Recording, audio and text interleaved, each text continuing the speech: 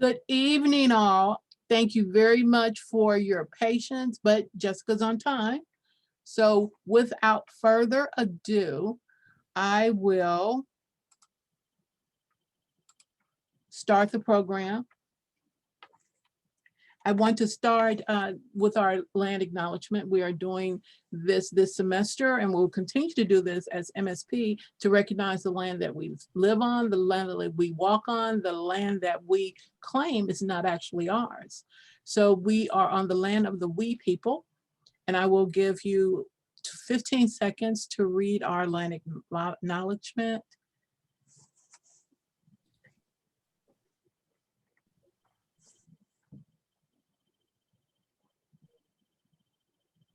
I don't have a time watch, so it may not have been 15 seconds. So I thank you again tonight. Today we have Jessica Pettitt back with us. Jess has been with us all semester, and our conversations have been great. And she's wrapping up the last two. This is this one and the one in April. Today, her conversation is going to focus on that's not funny, or is it cultural misappropriation? And Martha Reed and I have a lot of conversations about misappropriation of others' culture. So I can't wait to hear and engage with Jessica on this conversation. Well, thank you for having me. If you want to upgrade my Jedi skills so I can share screen. Will. What is interesting, I think, is that I got asked a number of times to come up with something specifically about cultural misappropriation, and those requests very often kind of slippery slope into freedom of speech, First Amendment rights, etc.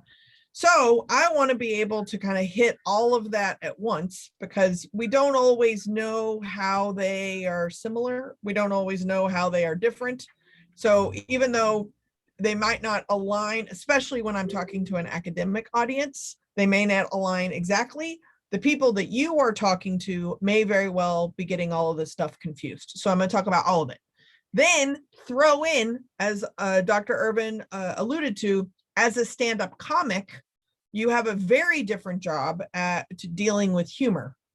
And so just straight off the bat, I want to make sure that people know that when we talk about, and I'm going to use humor as kind of the liquid or the lubricant for the conversation, if you will, but I think it's a very important starting point that when, as a stand-up comic, if I'm up, I have a 4-minute set, let's say, the audience in that space has paid money to sit at a wobbly table where their shoes are sticking to the ground with like mediocre service, with a drink, watered down, expensive drink minimum, right? To sit there to be made to laugh. And usually those laughters come from an edge of irony and being offended. But it is only in that space where you have an audience that has literally paid to navigate that edge. And I always think that's really funny because, and for me, funny, haha, in the ironic kind of way, is that when I start talking about freedom of speech or cultural misappropriation, and I tell people I'm a comic, they're like, oh, well, you can do this, you can do this. I'm funny too, and I get away with it in my office all the time talking to students, or I use a lot of humor in my classes, so yeah, we're good. None of those settings involve a wobbly table, a mediocre server, and watered down, very expensive beverages. So like when you think you are using humor, or you think you are being edgy in your freedom of speech and your First Amendment rights, or you think you are culturally appropriating something, but not necessarily in a negative way, maybe it's in a positive or irreverent kind of way, okay. And that is not a setting where a stand-up comic has been given permission by the audience. Even with permission granted by an audience, there are still times, and we have video evidence of where comics have messed up and they chose poorly, even in that setting. So I always have to kind of start with that caveat, because very few people are actually stand-up comics. There are a number of stand-up comics that are not actually funny, but that's a different workshop. When we're talking about work or our home life or the dinner table or an email or something like this, you can't use the same measures if the context is different. So what I want to do today is to talk about regular normal people who actually are employable and likely are not stand-up comics. So how do we deal with humor, First Amendment rights, and cultural misappropriation? As usual, and the call's this is being recorded. So if you're watching the recording, this is still relevant. You are welcome to text message 202-670-4262 at any point in time. Totally happy to answer any thoughts, comments, or questions. Honestly, during this particular webinar, people text message me jokes all the time, which I personally enjoy. And I don't like groaner jokes. I don't like dad jokes. So then usually I only get sent groaner and dad jokes, but all right. But feel free to text message anything that you like. I already talked a little bit about this. Okay, so let's start first at First Amendment rights and protected speech and why this matters. If we are going to talk about the Bill of Rights or the law, I do also think it's important for me to mention I was a ceramics major. So you're getting legal advice from a ceramics major. So you're going to get what you pay for. So if there is a lawyer person listening to this and you're like, I don't know, I did not even apply to law school. Okay. So you get what you pay for. Now, with that stated, I also think it is a very interesting thing when I argue with my family members who have very different politics than me. They almost always say, well, it's freedom of speech. It's the Bill of Rights. Okay, what does the Bill of Rights say? And they're like, oh, I don't know. I never read the Constitution. Is it the Constitution or the Declaration of Independence that has Bill of Rights? If you don't know where the Bill of Rights is, don't use it as a reason to say whatever you're going to say. Do your homework first. I would say that the Bill of Rights, which is a collection of amendments on the US Constitution, you're welcome, is the lowest bar. So you are constitutionally permitted to do this. That does not mean it's okay. It means it's constitutionally permitted. It was constitutionally permitted to look at women as property, to own slaves, to deny people the right to vote. I don't think constitutionally permitted is awesome.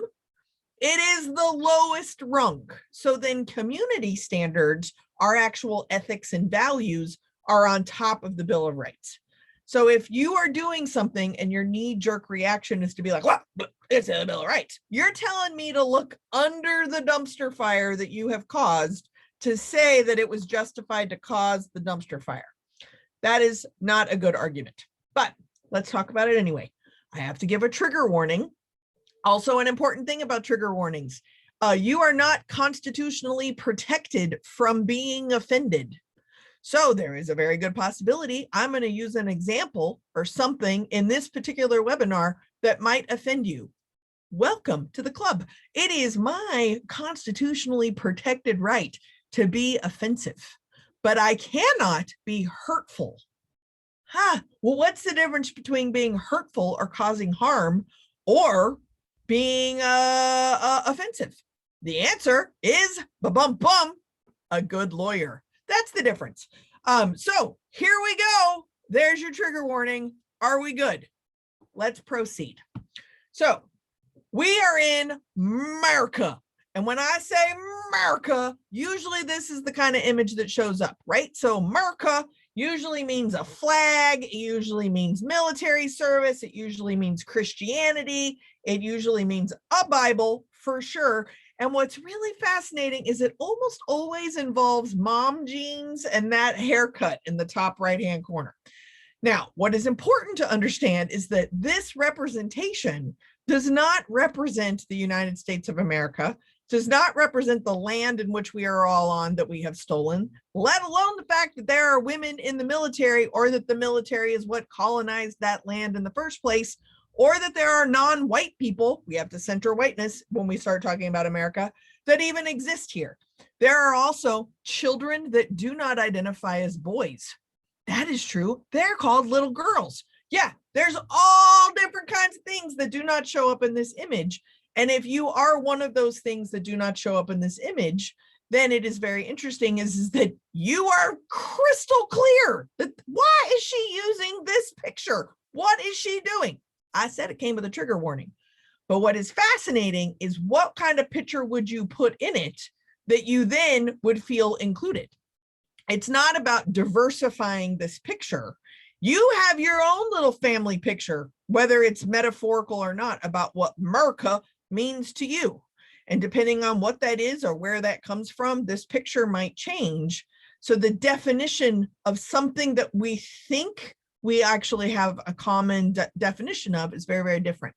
I used to use a picture of some friends of mine, my closest friends, when I served in the Peace Corps, and when I told them about America, because they didn't know how to pronounce that word when they got here, because it's making fun of people, they sent me a picture that I used to use that was a picture of 9 suitcases.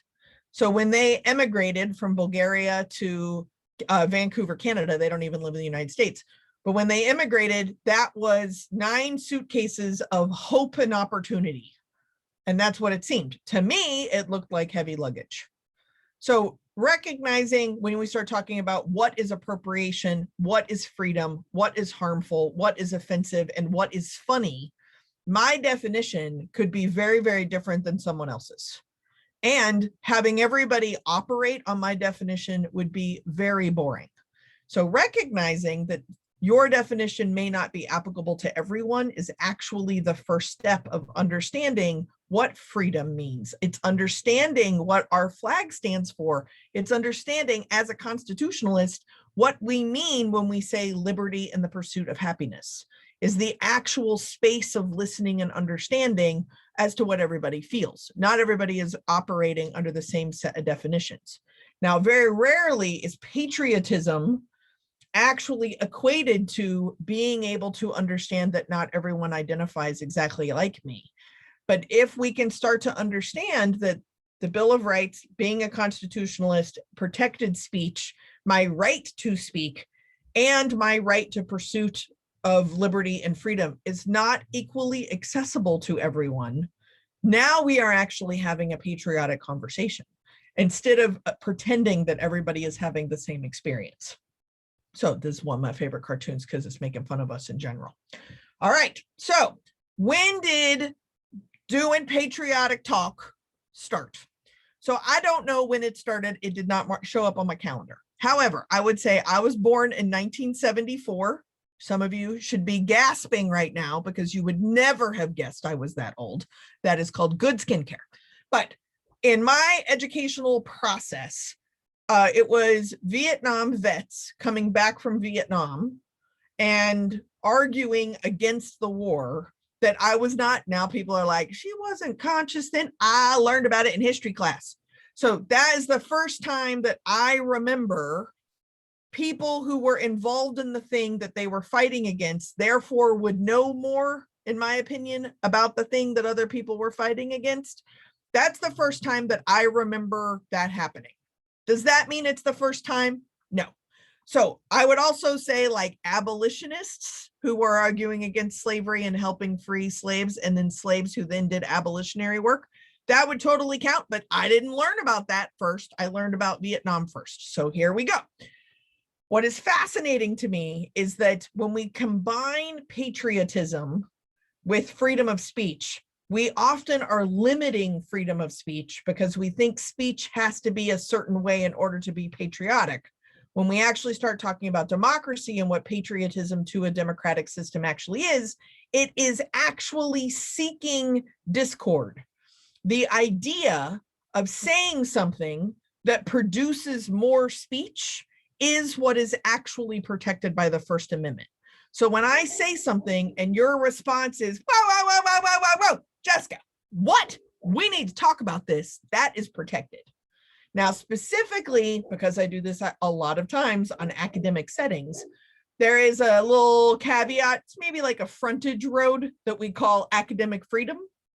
So what happens in a classroom can't be dictated by a chair or a dean or something like this. Academic freedom means that once you are gifted with the space of a classroom, you pretty much get to do whatever you want to do. And there isn't a lot of people who could do something about it. Now there is some, but what they are allowed to do and what they are not allowed to do is up to a university's community standards and employment standards. So often this becomes an HR issue to a group of people that you can't mandate to go to a training.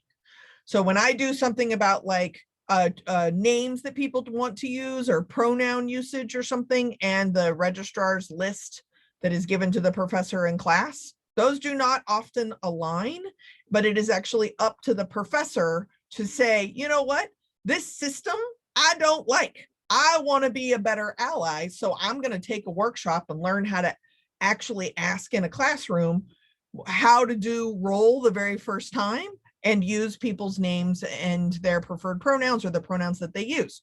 So my partner is a professor. So the first thing they do in real person, in-person class, everybody gets an index card. Everybody writes their name, how they want it to be pronounced, and a fun fact. And then they pass all the cards back. That is how my husband takes attendance the very first time.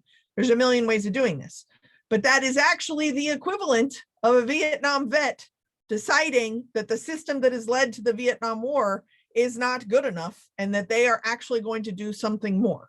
This is how those things are linked. It doesn't mean you're exempt from thinking. It means that what are you thinking about and how are you thinking about it, and does it lead to more speech? Another great example, when we start talking about Black Lives Matter and taking a knee, which is also connected to the military because it is an advised symbol that a football player chose to do to take advantage of very visible popularity to then give witness and focus on police brutality. So how this was interpreted by other people was disrespectful, and then somehow disrespectful to patriotism. It was disrespectful to the flag. It was disrespectful to the military, when the military are the folk, or somebody from the military is actually the person who he's friends with, who came up with the idea of being able to do something. What also happens is that when we start talking primarily about dominant identity folks, and in this case, I'm talking about white folks. One is white folks assume all police officers are white. That's important to mention.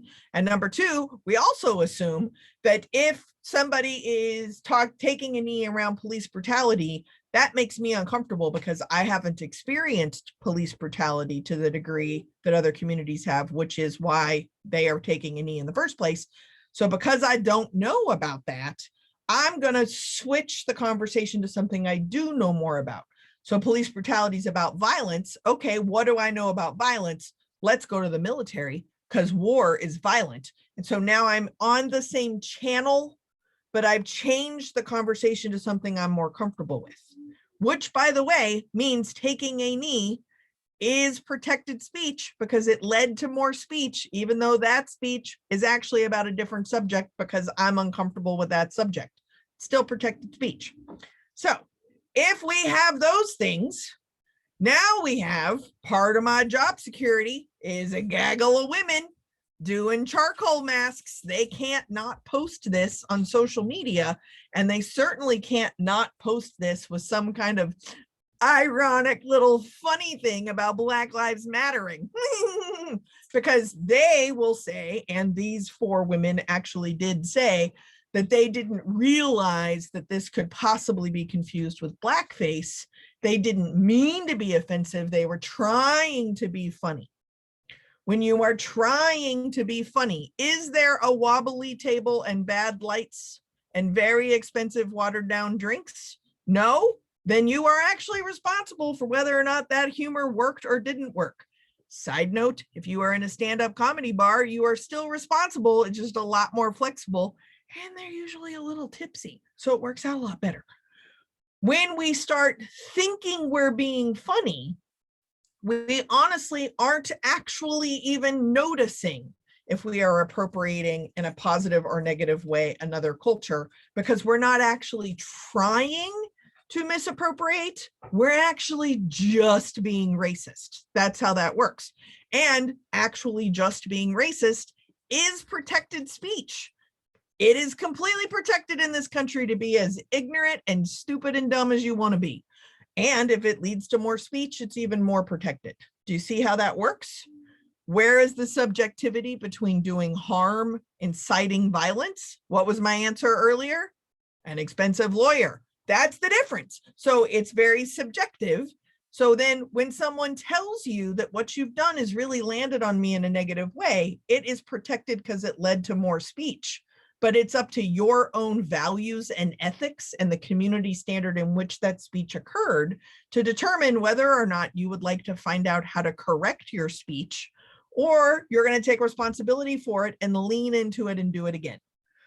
It is a challenging thing when I talk to colleges about theme parties they have. And when I talk to college students, or specifically fraternity and sorority members, because they get blamed for everything, these horribly dreadful, awful, ongoing, not even that creative theme parties that happen at your school. That's why I've come to your school before. When they happen, what I just tell people is, can't you be creative? Why do you have to pull from a bucket of hate to get people to go to a party? Post-COVID, pre-COVID, you could have put a sign on a mailbox that says free booze inside. People will show up. You don't actually need a theme to differentiate it from some other place that has free booze. And some people show up and don't even drink. But I will be challenged. My favorite challenge was a woman who did and I'm probably a little harder on women, but it's just because they blame men for everything. So a woman had made a flyer that was very provocative, very like sexualized image of women on this flyer. And she was sanctioned to talk to me for an hour. Her fault, not mine. So she shows me the flyer and she tells me that she is a marketing major and sex sells. And that's what you have to do for a flyer to get anyone to participate in your program. So I was like, okay, Mallory, what is the program that you are selling with this particular flyer? It was a Boys and Girls Club, Big Sister, Little Sister face painting activity in the dining hall. Just out of curiosity, why do you need that to be sexy? You already got a barrel of fish of the big brothers and little sisters that are already participating through the Boys and Girls Club in the venue of the dining hall, that the only people going to see this are the people who are like, wait, it's chicken strip and mac and cheese day. Okay, what are you doing? All you're doing is selling out women here. That's not marketing. That does not make any sense at all. Why are you doing this? That doesn't mean it's not protected speech, but why are you doing this is something that you need to be mindful of. When we start talking about community standards or higher standards or community standards that often are in the residence halls or something, what's so interesting is that these skills are learned in these community groups on college campuses. And then when they graduate and get a job someplace else, they are not allowed to actually employ these skills in those spaces because the organization has its own values. And what I don't understand when I do corporate or association work is that it's the same thing. What is the purpose of your organization? What are the values? And how are you holding people accountable to those things?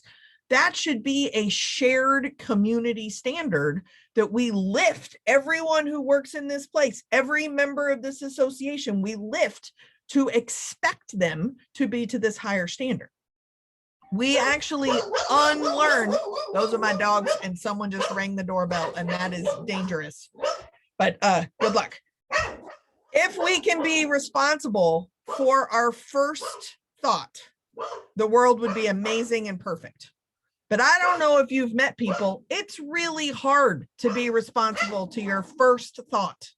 So I'm going to give you a pass. You're not responsible for your first thought. Technically speaking, at least legally speaking, many people would consider you responsible for your first thought, but I'm not a lawyer. So I'm just going to hand you a free coupon. Congratulations. You're not responsible for your first thought. But what I'm going to ask you to do in exchange for that coupon is wedge in a second thought before you respond or act. If you can wedge in a second thought, now you're conscious of what your thoughts are. And maybe the second thought affirms the first thought. Okay, well, at least you're conscious of it now. Maybe it changes or edits that first thought. Maybe it totally contradicts that first thought. All right. But now you're conscious and you can respond from a conscious place instead of an automatic subconscious or unconscious place. If you do that, your languaging is going to get a lot better, and your ability to know and take responsibility for your response is going to get clearer. So again, I said you are not protected from being offended, but you are responsible for the patterns of your offenses. I would also say that you are responsible for the patterns of what it is you are offended by. Wouldn't that be a good thing to kind of take note of? So one, this picture makes me laugh, but two, let's take the little pink hats, the little pink pussycat hats that happened. Do you remember these? So I had a number of friends who volunteered to make me a pink pussycat hat. And I was like, pass, hard pass. Do not want your hot pink pussycat hat. And they're like, oh, but why? It's so important. Women's rights are so, and I'm like, okay, what we're doing right now is a protected speech-based conversation, because you have a symbol that means something to you and you're getting ready to tell me about it. And I see this symbol, gonna listen to your story and gonna tell you what that little symbol means to me. This is a protected conversation. So my friend, who I'm gonna call Mallory again, because why not? So Mallory's telling me, but you don't understand. Women's rights are under attack and we have to draw visibility to this. And this is terrible and horrible. Okay, great. What does this hat have to do with women's rights? Well, it's a pussycat. And we have a president who said that he would grab people by their body parts. And so that's the first thing. Okay, so you think cats are hot pink? No. That's just why it has ears. Okay, so you think body parts on cats are because we use the same word, which is deeply rooted into actually like misogynistic, that the worst thing you could possibly call somebody is a woman's body part. That's the connection that we're making. So that's why we got ears. No, Jessica, you're being too literal. It's symbolism. Oh, please tell me more. What do you mean by this symbolism? Well, it's because we have two ovaries. Well, not all women have two ovaries. Well, no, but that's what the ears are. The ears, you see the ears, those are ovaries. Okay, not all women have two ovaries. Well, of course, I mean, some have had hysterectomies, right? And some women have never had ovaries. Some women have had ovaries and had them removed. Some people are not born with two ovaries, and some people identify with women who've never had ovaries. Oh, Jessica, you're just being too literal. You're being too literal. Okay, great. Why is it pink? Well, it's a shout out to looks, genitalia. Okay, not all genitalia is pink. Well, of course. I mean, like, no, not everybody's white. Not everybody has women's genitalia that identify as a woman, and not everybody identifies as a cat. Why am I going to wear this hat? Jessica, you're just such a buzzkill. Okay, I'm a buzzkill, but I'm not going to march around without being conscious of what this symbol is actually representing. What this symbol's actually representing is primarily white women feeling like their white women healthcare is under attack. That's too single faceted for me. I like to diversify, and that's why I'm not wearing your hat. Now, am I offended that they existed? No. Am I offended that 50 billion white women showed up and like blew all their vacation time in the first 3 minutes that Trump was president? Yes, because you ran out of time away from the office, and then look what happened. But that's a different story. So here's what to do. I have vented. I have a therapist. I'm okay. But here's what to do. I want you to write down, take a screenshot, do whatever you need to do. Here is super hard things. So I'm going to tell you as a joke. Maybe it's a hat. Maybe it's a poster. Maybe it's a flyer. Maybe it's a march. Maybe it's a lesson plan. I don't know. Maybe it's a pencil on your desk. Sounds great. In this case, I'm using the word a joke. So first thing I want you to do is to ask yourself, who is sending the message, right? So like, let's say that it's this marker on my desk. Okay, who is the person that has this marker on the desk? It's fantastic. What are my identities? How people gonna, when they come to my desk, what role am I in? What do they think about me? That I need to know is that their story about me with this marker sitting on my desk. Now, as a white woman, who does not have ovaries. You're welcome. I had an optional hysterectomy. Best idea I ever had. Why didn't anybody ever tell me what a great idea this was? Extra storage and everything.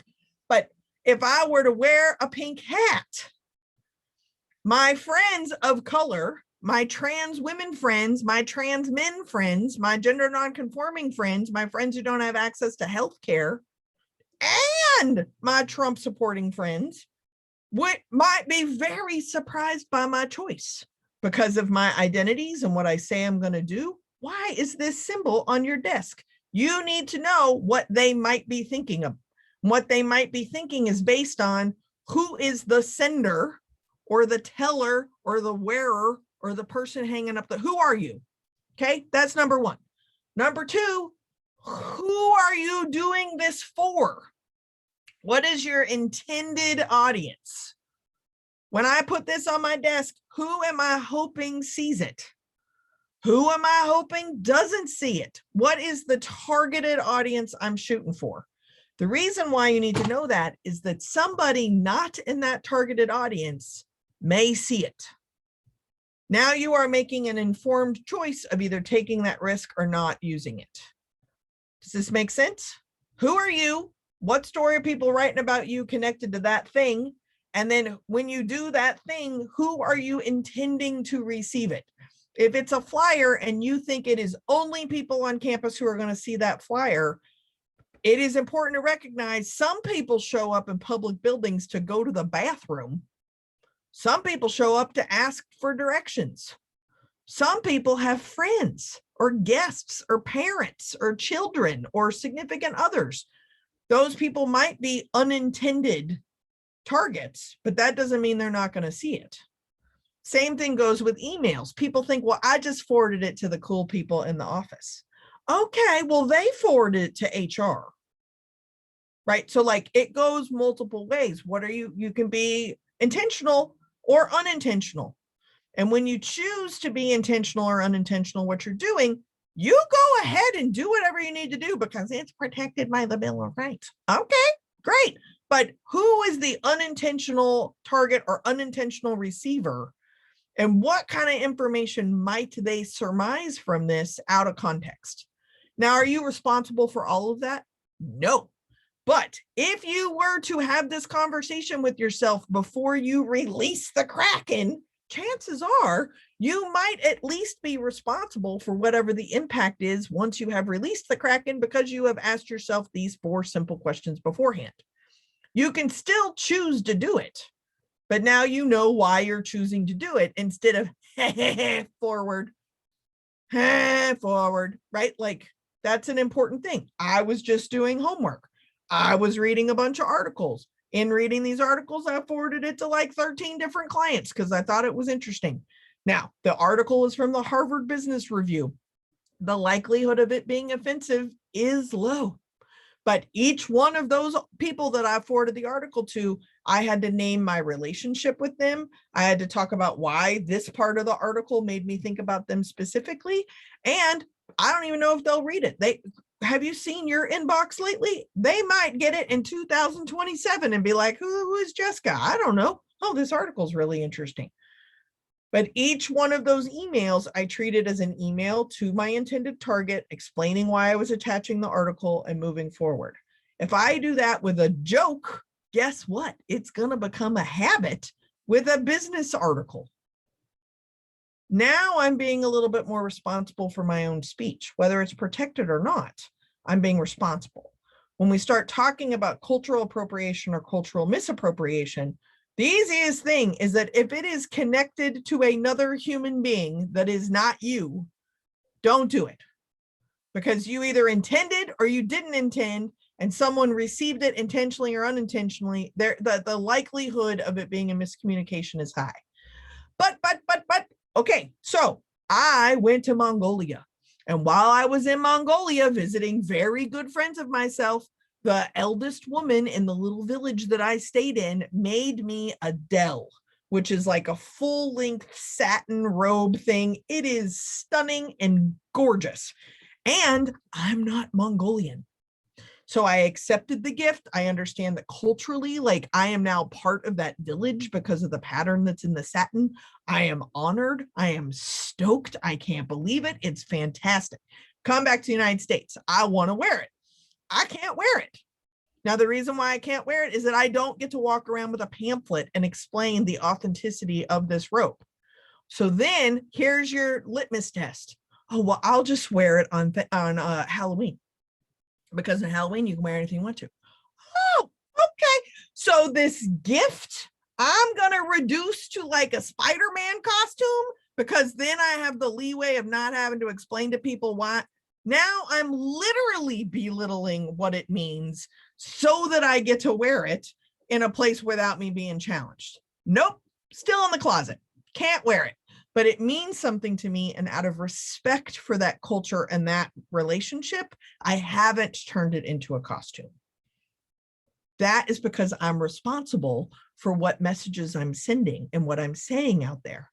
And then people are like, yes, but you don't understand. I don't understand. That is the point. I don't get the luxury of understanding everything I see. But I sure will write stories about it and be convinced that I'm correct.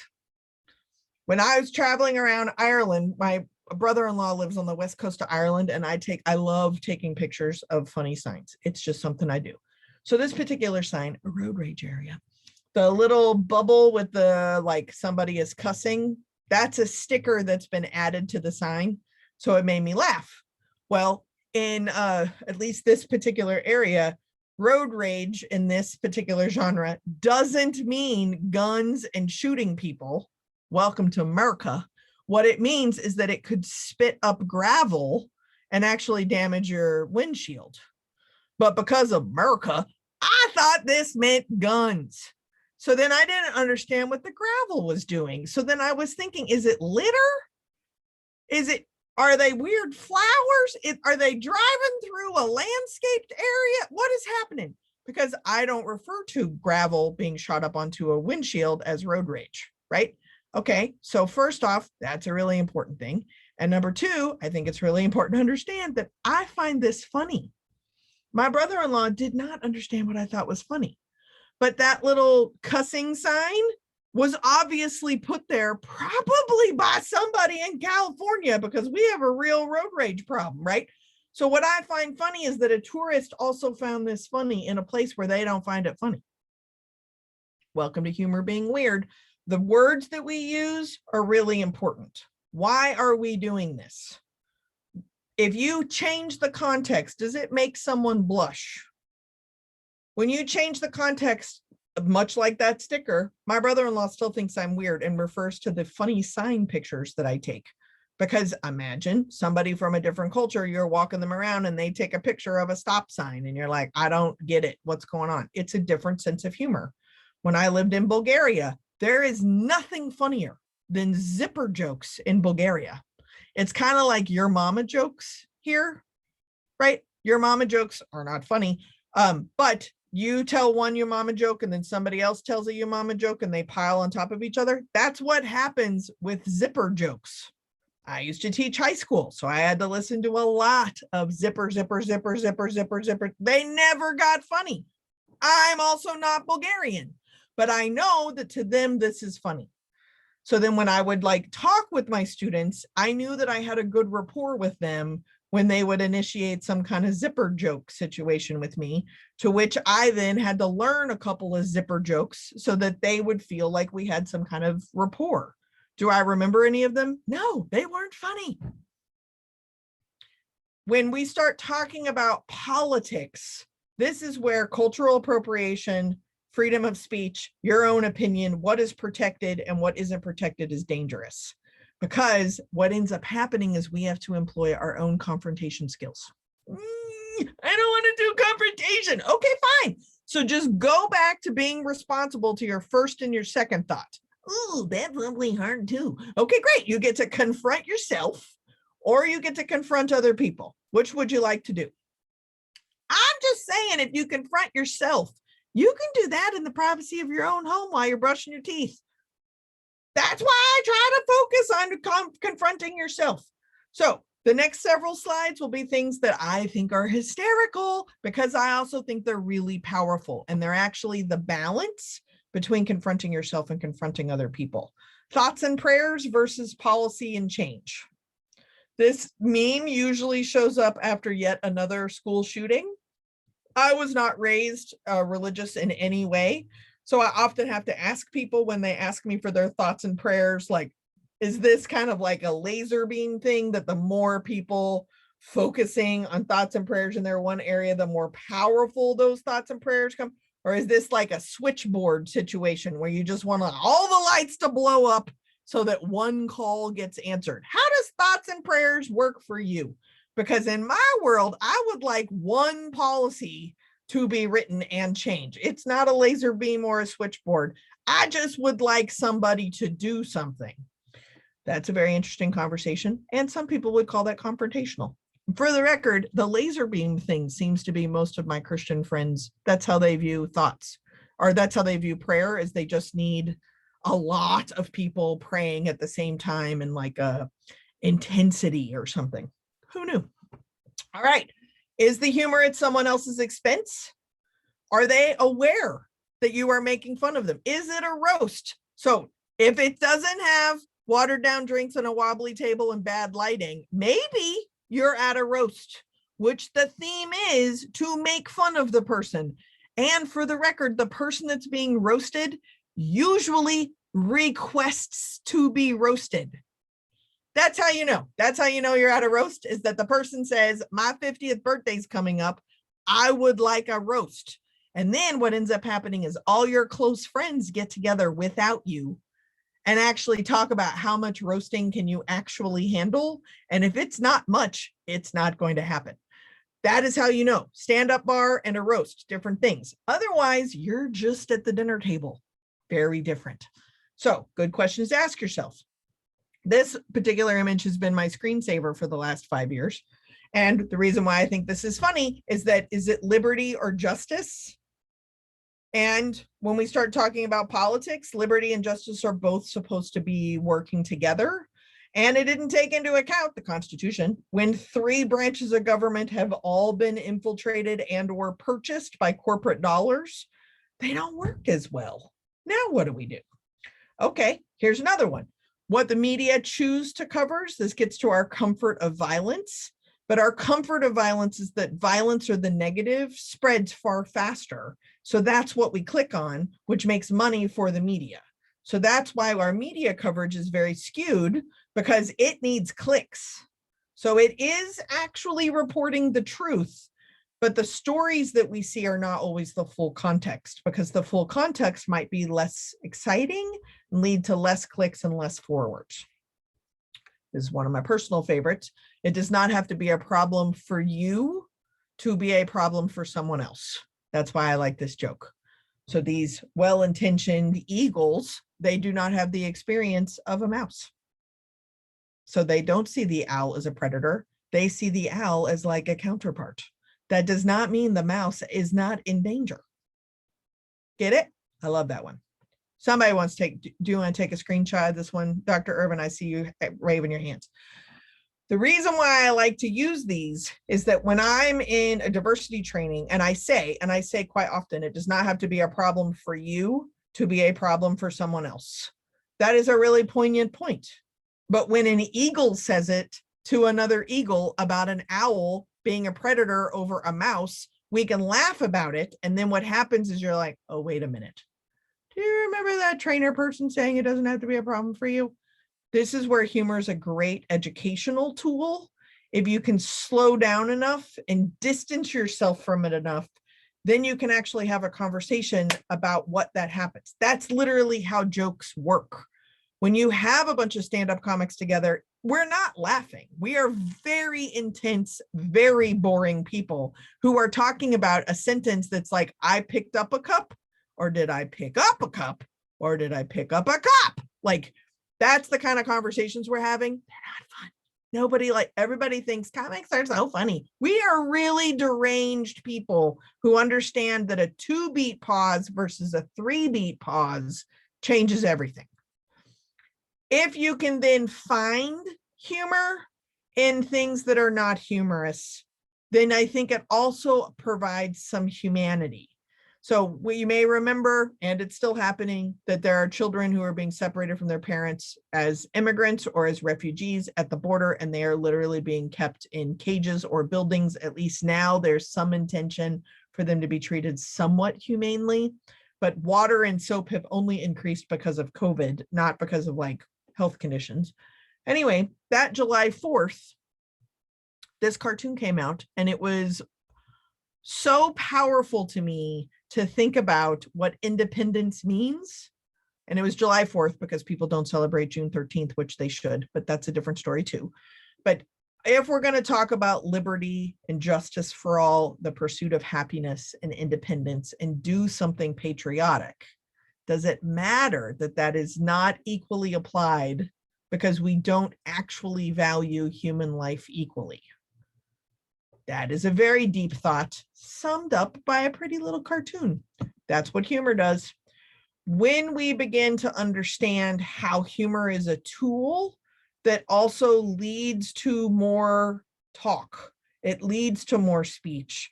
It is protected, but you are not protected from being offended. You are not protected from being hurtful. You are being hurt. You are protected. If being able to say something that gets someone's attention to allow for education literally is the definition of academic freedom. So can you find a way to layer what you are saying so that you are not creating harm, you are not hurting, you are literally fostering a conversation that should lead to more speech? If you can do that, then I think we're actually going to be able to have some conversations. Oftentimes when I'm trying to determine a joke, if I can tell the joke about myself, self-deprecating humor is also literally self-deprecating. But if I can tell the joke about myself instead of somebody else, then at least I'm responsible for the impact it has on me, and I can process that later versus somebody else. If we can understand where we are all coming from in all of this kind of moment, in a very serious setting, you can still allow for your own culture, your own opinions, your own ideas, your own definitions to take place. That can very easily happen. But you are responsible for the context in which you are representing, and that other people see what you are representing from that context. This is a picture of me where I literally look 9. I promise I'm not 9. But I was working at NYU at the time, and the Republican National Convention was in New York City. It was when George Bush was up for a re-election. And in my context, I had absolutely no idea that anybody in the country had any idea that George Bush would be reelected. It was so obvious to me that John Kerry was going to win. Being against the war, where the economy was, where the workforce was, it was so obvious to me that it just seemed so ironic that the Republican National Convention would be in New York City at that time. What I eventually realized, largely because I got fired and I had to drive from New York to Arizona, where I then saw all the W's, I had no idea at all that George Bush even had a fan base, let alone was likely to win re-election. And that's because I was in my own little echo chamber. So it's really important for us to also, when we are forming our jokes and forming our speech, to recognize that if you are surrounded by people who are just like you, then you don't actually have a good monitor of what is appropriate or what isn't appropriate.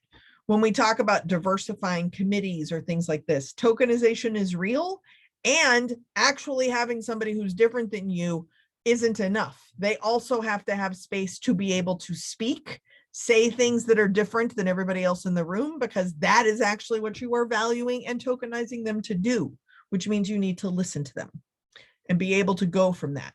I wrote in my monthly newsletter a couple of months ago that one of the things that scares me the most about sheltering in place this past year is that my echo chamber now doesn't even involve the people that could be in my echo chamber. It is only my social media algorithms. I only get one newspaper now because I don't travel around the country. I only get one set of local news, and I'm in a pod with 2 people I'm not married to and my husband, and the 4 of us pretty much agree on everything. That's very dangerous. And I want to be able to start reading newspapers from all over the country again as I travel, or be in an airport where there's 9 different papers from different countries in the same place. Being able to do that is going to help me diversify perspectives, but also question, who am I as the sender of this information? I highly recommend it. If you can begin to ask your questions, then you're going to be able to pay attention to who the sender and who the targeted receiver is, and how that might differ or land differently on someone that isn't part of that intentional connection. So again, here's my texting number, 202-670-4262. Please let me know if you have any thoughts or comments or anything I can help with.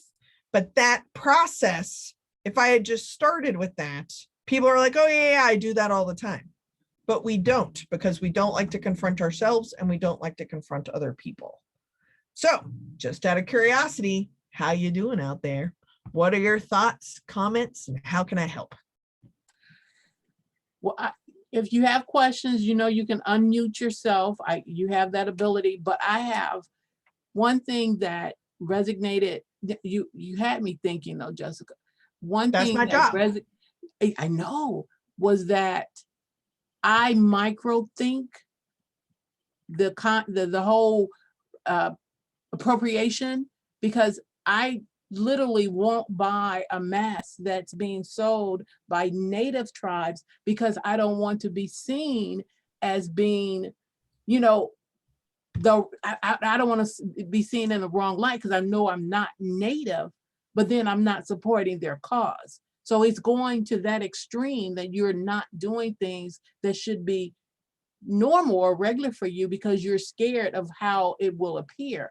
Like Martha had to buy me a mask from Panama because I wasn't going to buy it myself. But since she gave it to me, I wear it, but now people think I'm Afro-Latina. So it's just the oddest things that happen now that you didn't think about, you know, in your other life. So Sure. I want to share that because you had me realize that I'm totally messed up. Well, we're all messed up, so welcome to the club. And I would say, if you're making an informed choice, no one is ever going to be able to say and do things that never land wrongly on anybody else. But if you know why you're doing it, then it can still land wrongly, but you're at least aware, right? So a great example I'd share with you is when Trump's Muslim ban first came in. I live in Northern California. I have a bunch of friends that work at Facebook. And I received a text message that night. So anyone coming in from a Muslim country was stopped at the border and immediately detained. Now, there's so much that happened in the last 4 years, we may not remember this, but that happened. That night, I got a message from probably 10 of my friends at Facebook that said, Jessica, you travel for a living. I need you to change your message on your post, your profile post or whatever, post to Facebook. I need you to post these words to your post, to your Facebook. And the words were, as of tonight, I am Muslim. I will unite with my Muslim brothers and sisters who are being detained, or something. The declarative thing was, I am Muslim. And then there was like an advocacy kind of statement following. Okay, I am definitely not Muslim. And the way that Facebook algorithms work, it somehow connected. I don't understand, right? I was whatever, but it somehow connected people who travel a lot with this thing that was happening to get airlines' attention, so that the airlines would actually start pushing back. So it was like a form of like political activism and lobbying directly to the airlines through the people on Facebook who travel all the time, which Facebook knows because they're constantly tracking where I'm logging in. This was some algorithm math. Okay, happy to be an algorithm math person. Boom. Almost immediately, 2 women of color I know, one identifies as Muslim, one is very good friends with this person. Both of them were like, what the hell is wrong with you? Like, how dare you of all nights do this? And I said, I know, I would never have imagined declaring somebody else's culture would ever be a good move. And here is why. 10 people who literally work in Facebook who have sent lawyers and are trying to get the algorithms connected to travelers and airlines to put pressure in this other way. I was specifically asked to put these words exactly up there, and I'm supposed to do it for the next 24 hours. And they're like, but you're misappropriating my pain and suffering and fear. And I was like, I totally get it. You are correct. And I'm a white lady who's a million-miler traveler on United Airlines. And where there are a lot of us, this evidently is doing something to try to fix this. And to be completely frank, those two women do not talk to me anymore. Okay, that sucks. I lost two friends out of this. Now, am I being stubborn? I don't know. Do I also have this privilege as a white woman traveler million-miler? Yes. Did I use it for good? I think so. What is also interesting is that since that day, my feed includes a lot more things related to being a Muslim, and that's not my post anymore.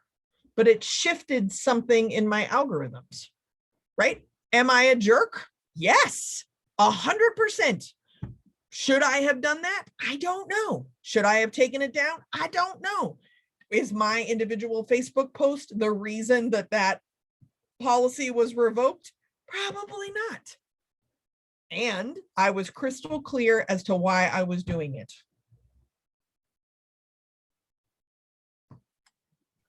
Do we have any questions, comments?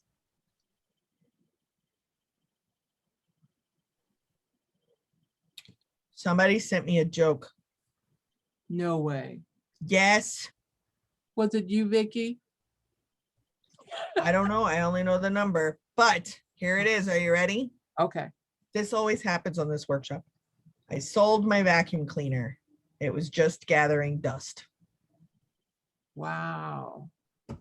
Okay, whoever shared that one, okay. My work here is done. Good job. Good job. That is bad. I know. What's so funny? That's why I say I don't like groaners. I don't like dad jokes. That's all I get texted. That's Okay. Next month, let's do it. Next month, Jessica will be here. Okay. Oh, good. Okay. Working across differences. That is the April 13th, the last of our series. So Can't wait. Please register, sign up. I want to thank Jessica. If you have any other questions, you know how to text her or you can email her. But I appreciate your participation. And Jessica, thank you. You're a gem. Thank you so One to much. know one, friend. Okay. Good night. Be safe.